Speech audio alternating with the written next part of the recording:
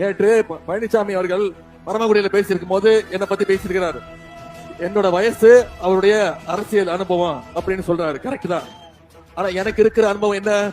எந்த உருட்டல் மிரட்டலுக்கும் பயப்படாத அனுபவம் என்னுடைய அனுபவம். யாருக்கிட்டையும் குறிப்பா சங்கிங்க கிட்ட பயப்படாத அனுபவம் என்னுடைய அனுபவம். எப்போதுமே சுயமரியாதையோடு நிக்கிற அனுபவம் என்னோட அனுபவம். என்னைக்கா இருந்தாலும் மக்களோட மக்களா நிக்கிற அனுபவம் என் அனுபவம். இதெல்லாம் என் அனுபவம். எடப்பாடி பழனிசாமி அவர்கிட்ட என்ன அனுபவம் இருக்கு சொல்லுங்க பாப்போம்.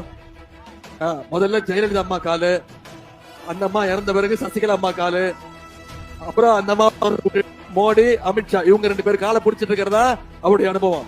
ஆனா யார் காலெல்லாம் விழுந்தாரோ அவங்க கால் எல்லாத்தையும் வாரி விட்ட அனுபவம் திரு எடப்பாடி பழனிசாமியுடைய அனுபவம்.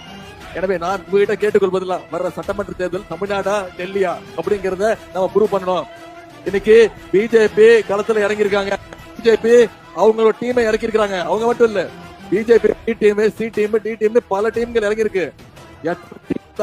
தமிழ்நாட்டுல என்னைக்குமே திமுக தான் சாம்பியன் அப்படிங்கறத இந்த தேர்தல்ல நாம நிரூபிச்சு காட்டணும்.